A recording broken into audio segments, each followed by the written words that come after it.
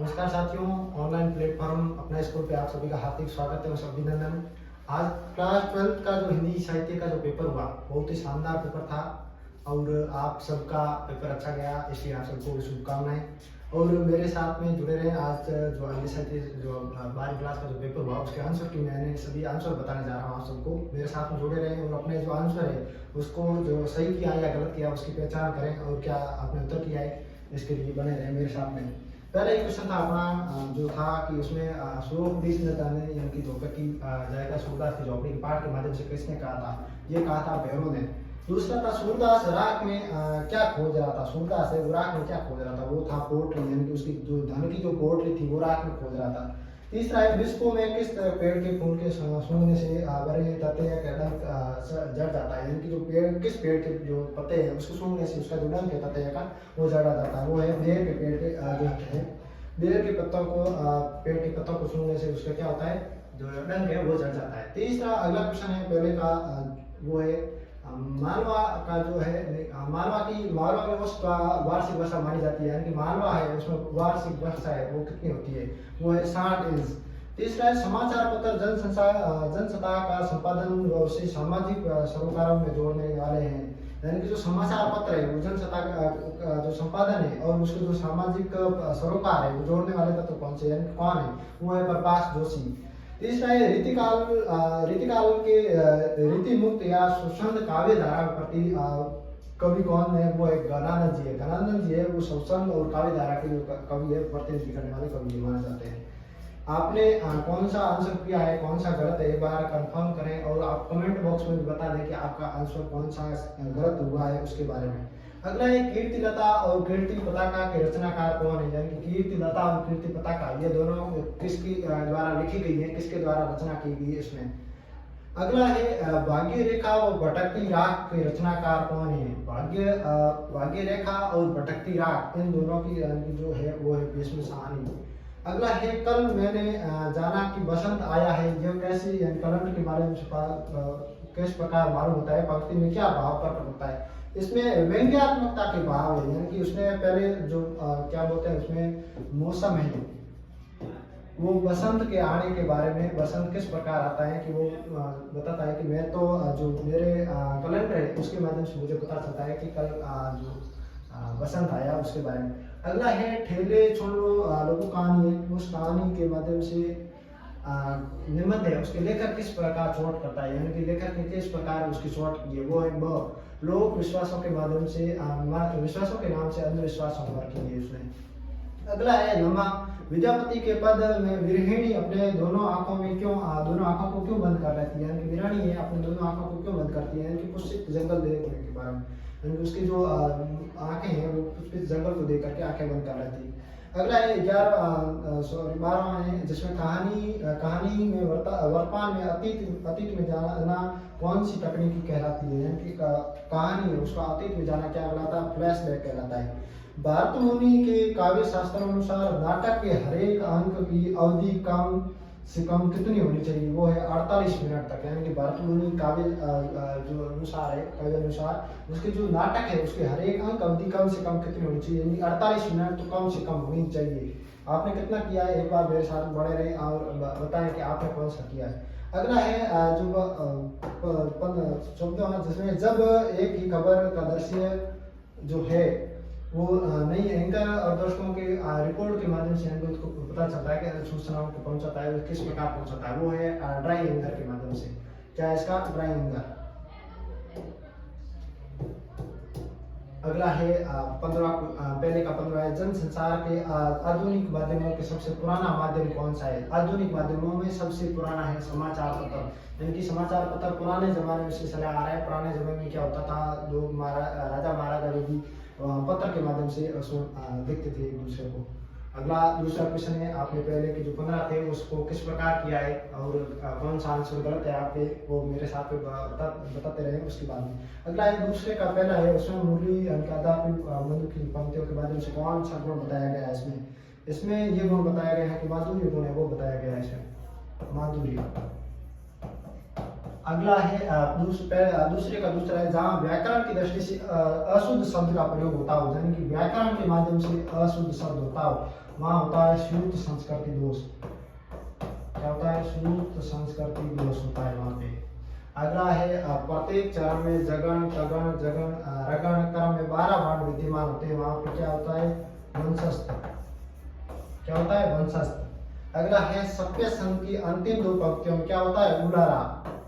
अंतिम 2 पंक्ति होती है उसमें होता है, यानी कि जो सभ्य संघ है उसमें 6 शरण होते हैं, जिसमें से 4 तो होते हैं रोड़ा के, जिसमें रोड़ा में मात्राएं होती है 24, और जो उलाला होता है लास्ट की 2 पंक्तियां उसमें होती है 26 या 28, 26 भी हो सकती है और 28 भी हो सकती है। लास्ट जो दूसरे का जो 5वां है सुपचाप खड़ी थी वृक्ष पात सुनती जैसे कुछ निज बात, पंक्तियों में कौन सा अलंकार है? यानी कि इसमें खड़ी चुपचाप से वृक्ष पात, इसमें कौन सा अलंकार है? इसमें मानवीयकरण है, यानी कि इसमें मानवता के बारे में बताया गया है इसलिए। अगला है दूसरे का लास्ट छठा है कारण के उपस्थित न होते हुए भी जब कार्य न होता हो वर्णित किया गया है, यानी कि इसमें क्या वर्णित किया गया है कि कौन सा अलंकार है? इसमें है विशेषोक्ति। क्या अलंकार इसमें है विशेषोक्ति, यानी कि बड़ा चढ़ा कर बात करने के बारे में, यानी कि इसमें कारण न हो तो भी कार्य का होना उचित है। अगला है अपना जो तीसरा क्वेश्चन है, इसमें अपठित गद्यांश है। अपठित गद्यांश को आपको पढ़कर उसको जो नीचे दिए गए उत्तर है उन उत्तरों को आपको पहचान करना है। इसमें जो इस गद्यांश के जो शीर्षक है वो शीर्षक ये बनाना था कि भारतीय संस्कृति है, भारतीय संस्कृति का महत्व, भारतीय संस्कृति का महत्व कह दो, भारतीय संस्कृति के बारे में कह दो, भारतीय संस्कृति की विशेषता कह दो, ये सारे इसके शीर्षक बनते हैं। अगला है भारतीय चित्त किस रूप में सोचता है? भारतीय है वो किस रूप में सोचता है? एक तो है स्वाधीनता, दूसरा है समग्रता।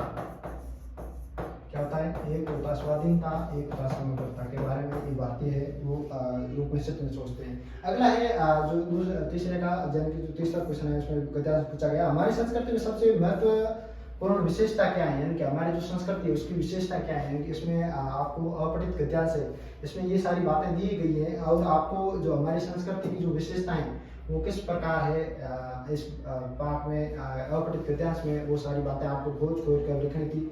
अगला जो क्वेश्चन है चौथा जो जिसको भी अपठित गद्यांश माध्यम से पद्यांश है, पहला तो तीसरा तो था गद्यांश, अब है पद्यांश। इसमें भी शीर्षक बनाना था आपको। एक तो है इसमें संध्या काल, जो संध्या काल होता है उसका वर्णन किया गया है इसमें संध्या काल के बारे में शीर्षक एक होता है संध्या काल के बारे में, एक होता है रूपसी कौन है या है रूपसी के बारे में।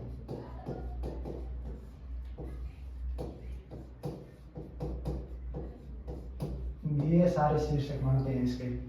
आपने क्या लिखा है एक बार कमेंट बॉक्स में भी बता दें, और आपने कौन सा गलत लिखा है या इन तीनों में से कोई लिखा है तो वो भी पहचान करें। रूपसी कहाँ से उतर रही है, यानी कि रूपसी है वो कहाँ से उतर रही है? देख लो ये पड़ा व्योम, यानी कि चुपचाप उतर रही है, यानी कि रूपसी है व्योम है। व्योम किसका पर्यायवाची है? आकाश का। आकाश में लिखा होगा तो भी सही है, अंबर लिखा है आपने तो भी सही है, व्योम लिखा तो भी सही है। ये सारे यानी कि व्योम है वो किसका पर्यायवाची है? ये आकाश का पर्यायवाची। रूपसी के केस कैसे हैं? रूपसी के केस कैसे है? रूपसी की शिपिंग धारा के माध्यम से, यानी कि रूपसी का जो केस है वो इसमें ऊपर वाले लाइन दिया गया है, ये देखो मुझे सभी ये पढ़ा सुनारा फैला हुआ केस है, यानी कि ये पढ़ी चौथी लाइन में।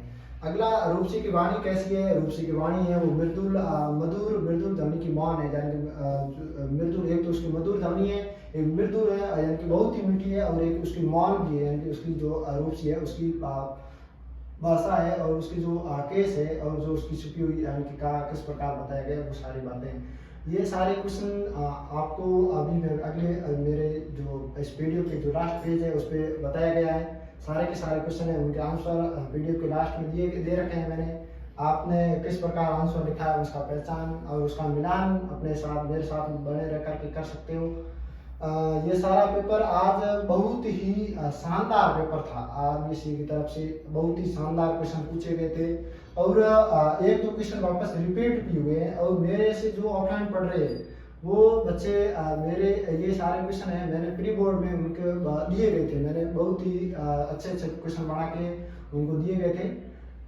ये सारे क्वेश्चन एक बार आपको, ये पेपर है पूरा, इनके आंसर अभी आप मिलान कर लेना। ये जो क्वेश्चन था 19 इसकी 100% व्याख्या करनी थी, जो पद्यांश था उसकी, और ये है पद्यांश इसकी भी 100% व्याख्या करनी थी। इसमें ये तो है रघुवीर सहाय के द्वारा रचित है।